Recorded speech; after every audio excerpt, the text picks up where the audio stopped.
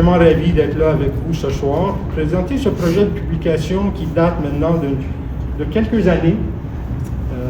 Je me rappelle d'une très belle rencontre au vernissage de l'exposition en 2016 où j'ai pu rencontrer Sophie, la fille de Guy.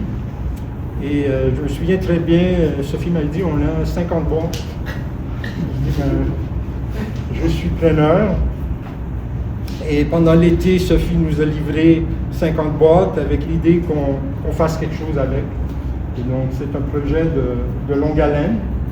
Et c'est un projet de publication qui revient sur une partie de la pratique de l'architecte Guy Gérard-Lajoie dans le Grand Nord canadien.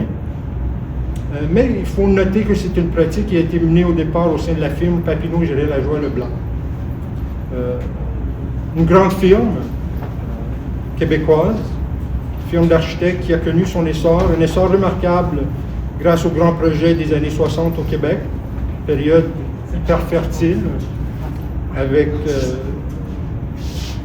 un portfolio très important de projets, le pavillon du Québec à Expo 67, des stations de métro, des écoles primaires et des polyvalentes, donc participer au grand projet social québécois. Et je pourrais poursuivre cette longue liste.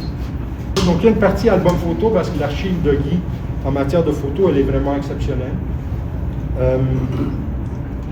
Deuxième partie qui est un inventaire des archives qu'on a au Studio Cube. Un inventaire qui a été fait par Camille McCarthy, qui est ici aussi, qui amène, je pense, une sorte de profondeur de référence au livre, et 4 textes au début qui retracent le système, l'histoire de la firme. Mais j'aimerais remercier Sophie et la famille de nous avoir permis de replonger dans ce merveilleux monde. Je trouve que moi je trouve que le travail de Guy, il y avait une exemplarité pas juste au niveau des projets,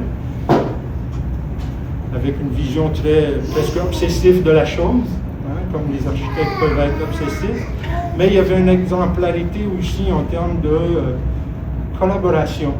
Dans les correspondances, on sent ça. Et je trouve que c'est important de le dire. Et merci à tout le monde d'être là. Je regarde autour de moi, puis je vois plein de gens que j'apprécie au plus haut point et qui m'inspirent quotidiennement. Donc, merci beaucoup.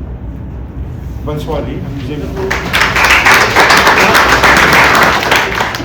Je suis la fille de Guy. Nous sommes 6 enfants. Je suis la dernière. J'ai pas eu la chance de travailler chez PGL, mais mes sœurs, oui. Malheureusement, n'habitent plus Montréal.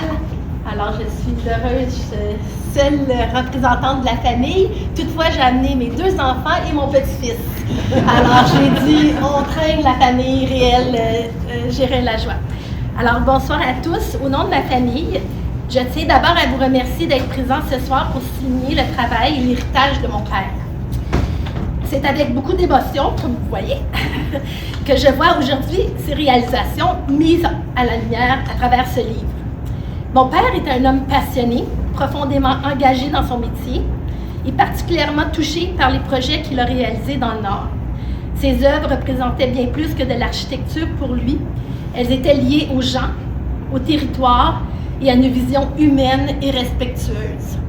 Si vous savez le nombre de bottes esquimaudes qui nous ramenaient, on s'habillait en allant à l'école, ils nous faisaient habiller avec le linge. Et puis on s'est imprégné, je vous dirais, de leur culture à maintes reprises. Je tiens à remercier sincèrement tous ceux qui ont contribué à ce projet. Carlo, qui avait accepté en effet les nombreuses boîtes il y a plusieurs années, et il m'avait assuré qu'il ferait quelque chose avec. Les collaborateurs, les auteurs, ainsi que la firme Provencher-Roy et l'Université du Québec qui ont aussi permis de faire vivre et transmettre son travail. Pour nous, sa famille, ce livre devient un hommage précieux.